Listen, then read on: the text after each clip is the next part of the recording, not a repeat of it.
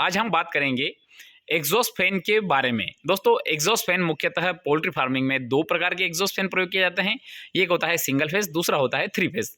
अब दोस्तों, हमें कौन से फैन का प्रयोग करना चाहिए, बहुत सारे फार्मर भाई मुझे कमेंट पूछते हैं। वो तो सिंपल सा ये बता देते हैं कि भैया हमें इस फैन का प्राइस क्या है, किंतु दोस्तों वह जो एक चीज़ मेंशन नहीं करते कि कौन से फैन की बात कर रहे हैं, वो सिंगल फेज या फिर थ्री फेज। चूंकि सिंगल फेज थोड़ा थ्री फेज की तुलना में महंगा आता है, इसलिए हमें जो है एक साथ में जो है प्राइस कोट करना थोड़ा सा मुश्किल हो जाता है। तो दोस्तों, जब भी कोई फार्मर भाई कमेंट करे तो वो पहले डिसाइड करे कि उनको सिंगल फेज यूज़ करना है या थ्री फेज के। अब दोस्तों, वो सिंगल फेज लेना है या थ्री फेज लेना है, वो अपनी सिचुएशन के अनुसार वहाँ पे क्या सिचुएशन बन रही है, वहाँ पे इलेक्ट्रिसिटी की क्या सप्लाई अवेलेबल है, उनके पास में कैसी सुविधा है, तो दोस्तों वो अपने अपने हिसाब से जो है वो डिसाइड कर सकते हैं। किंतु अब मेरा मुख्य काम है कि मैं आपको सही प्रोडक्ट की जानकारी दूं कि आपको जो है कौन से प्रोडक्ट खरीदेंगे तो आपको जो है ज़्यादा इकोनॉमिक रहेगा, ज़्यादा इफिशियंट रहेगा और कम खर्चे में काम आपका हो जाए। तो दोस्तों, अब चलिए हम शुरू करते हैं। दोस्तों, मुख्यतः फैन हम दो प्रकार के उपयोग करते हैं, सिंगल फेज और थ्री फेज। अब दोस्तों, दोनों में हम डिफरेंस देख लें और डिफरेंस देखने के बाद में हम ये देखें कि दोनों में से कौन सा फायदेमंद है।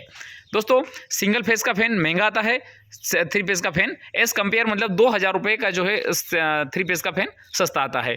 अब दोस्तों, वोल्टेज फ्लक्चुएशन, सिंगल फेज में वोल्टेज का फ्लक्चुएशन होता है। अब इसका एग्जांपल मैं आपको थोड़ा सा हमारे घर के काम से ही मैं दे के बताऊंगा। तो सुबह सुबह जब हम देखेंगे कि अगर आपके घर पे आप जनरली हमारे इंडिया में लगभग 90% घर पे तो हीटर का ही प्रयोग किया जाता है पानी गर्म करने के लिए। तो दोस्तों, हम देखेंगे कि अगर सुबह सुबह अगर आप हीटर अगर लगाएंगे तो आप देखेंगे फ्रिज भी आपका बंद हो जाएगा, या फिर आप देखेंगे कि आपके पास में अगर इलेक्ट्रिक इंडक्शन अगर चूल्हा है तो या तो इंडक्शन चूल्हा चला लो या फिर हीटर चला लो। जनरली दोस्तों मेरे घर में यही सिनेरियो है। तो दोस्तों, अब मैं ये जो भी वीडियो में जो भी मैं आपको बताता हूँ, ये सब चीज़ें मैं प्रैक्टिकली करता हूँ या फिर मैं प्रैक्टिकली कहीं ना कहीं पे देखता हूँ। ऐसा नहीं कि हर एक प्रयोग में खुद ही प्रैक्टिकली करता हूँ, मैं कहीं पे देखता हूँ तो भी मैं उस चीज़ को एज्यूम करता हूँ और फिर मैं उस चीज़ को जो है बोर्ड पे ड्रॉ करके बताता हूँ। तो दोस्तों, वोल्टेज फ्लक्चुएशन का देखेंगे कि अब तो स्वाभाविक सी बात है, अगर मान लो एक चीज़ अगर चल रही है अगर उतने ही लोड की, तो दूसरी चीज़ में थोड़ा सा कम जो है करंट मिलेगा या फिर वोल्टेज का फ्लक्चुएशन होगा। तो उस कंडीशन में अगर वाइंडिंग को प्रॉपर तरीके से सप्लाई अगर नहीं मिलेगी तो वाइंडिंग गर्म हो जाएगी और उसके कारण जलने की संभावना बढ़ जाती है। तो दोस्तों, ये हो गया हमारा वोल्टेज फ्लक्चुएशन। जबकि थ्री फेज में ऐसा इस प्रकार से कोई वोल्टेज फ्लक्चुएशन का कोई रोल नहीं होता है। तो दोस्तों, ये हो गया कि इसका मतलब ये हुआ कि सिंगल फेज की एक तो यहाँ पे महंगी हो गई, ये सस्ती हो गई, इसमें वोल्टेज फ्लक्चुएशन होता है, इसमें वोल्टेज फ्लक्चुएशन नहीं होता। दूसरा, पावर कंजप्शन। दोस्तों, पावर कंजप्शन में अगर बात करें तो दोनों में पावर कंजप्शन सेम होगा। मतलब आप जो है 1 किलोवाट की भी अगर एग्जॉस्ट फैन लगाएंगे और सिंगल फेज में और थ्री फेज में भी अगर 1 किलोवाट का लगाएंगे, दोनों में पावर कंजप्शन सेम होगा। मतलब कि आपकी बिजली जो है दोनों में बराबर आएगी। बिजली बिल ऐसा नहीं, बहुत सारे फार्मर भाई कंफ्यूज रहते हैं कि यार मैं सिंगल फेज का लगाऊंगा तो जो है मेरा बिजली बिल कम आएगा। दोस्तों, ऐसा बिल्कुल भी नहीं है। थ्री फेज में भी बिजली बिल सेम, क्योंकि बिजली बिल का हमेशा पैसा आता है पावर यूनिट में। अब यूनिट किससे काउंट होती है? पावर में। मान लीजिए कि आपने 1 किलोवाट में काउंट होती है, वहाँ पे सिंगल फेज या फिर थ्री फेज वाला कोई रोल नहीं होता है। मतलब हमारे पैसे में वहाँ पे कहीं पे लिखा हुआ नहीं होता है कि भैया आपका थ्री फेज का है तो ज़्यादा पैसा आएगा, सिंगल फेज का है तो कम पैसा होगा। तो कहने का सिर्फ इतना सा तात्पर्य ये है कि आप जो है थ्री फेज का भी लेंगे तो भी आपको जो है बिजली का बिल उतना है कि उतना ही आएगा। ये हो गया मतलब कि पावर कंजप्शन सिंपल सा यहाँ से संबंध है हमारा पावर कंजप्शन से। आप दोनों सेम पावर कंज्यूम कर रहे हैं, इसका मतलब कि दोनों का बिजली बिल सेम आएगा। अब दोस्तों, एफिशिएंसी की हम बात करें, सिंगल फेज के एग्जॉस्ट फैन की एफिशिएंसी थ्री फेज के एग्जॉस्ट फैन की तुलना में कम होती है।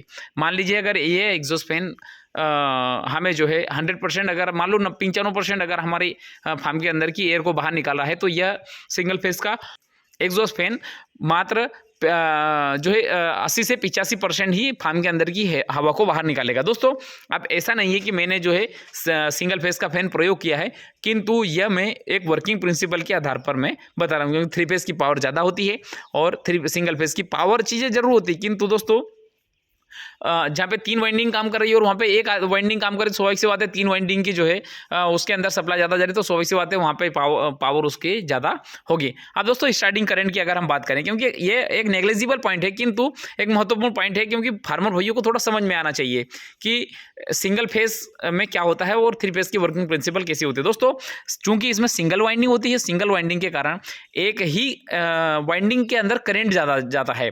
चूंकि पावर दोनों में सेम है, सिंगल फेज और थ्री फेज दोनों में, अब उसको करंट तो उतना, पावर तो उतना ही चाहिए। तो दोस्तों एक ही वाइंडिंग में 3 गुना करंट जाता है। मान लीजिए हम अगर 1 किलोवाट की अगर कोई सी मोटर का प्रयोग कर रहे हैं तो उसमें जो है किलोवाट की मोटर मान लीजिए कि 3 एम्पियर करंट लेती है, तो दोस्तों वो एक ही वाइंडिंग में से क्या करेगी, वो 9 एम्पियर की करंट लेने लग जाएगी। तो उस कंडीशन में जो है मोटर के जलने के चांसेस बढ़ जाते हैं सिंगल फेज में। दोस्तों 3 फेज में ऐसा नहीं होता। 3 फेज में एक वाइंडिंग में से एक ही क्योंकि वहाँ पे 3 जो करंट है वहाँ पे 3 हिस्से हो जाते हैं। तो दोस्तों एक वाइंडिंग में से सिर्फ एक ही करंट जाता है। मान लीजिए अगर हम 1.1 किलोवाट की अगर मोटर लगा रहे हैं तो वहाँ पे एक वाइंडिंग में से मात्र 3 एम्पियर करंट जाएगा। मतलब यहाँ पे जो है हमें मोटर जलने के चांसेस ज़्यादा है, क्योंकि यहाँ पे 3 गुना करंट जा रहा है, यहाँ पे मात्र 1 ही गुना करंट जा रहा है। तो इसके कारण जो है मोटर जलने के चांसेस इसमें नहीं रहते। दोस्तों अब इनमें एक सबसे बड़ा पॉइंट ये है कि अगर मान लीजिए एक फेज अगर करंट नहीं आ रहा है तो ये 3 फेज की मोटरें जल जाती है, बिल्कुल जल जाती है। इसमें जलने के चांसेस नहीं रहते बल्कि जली जाती है।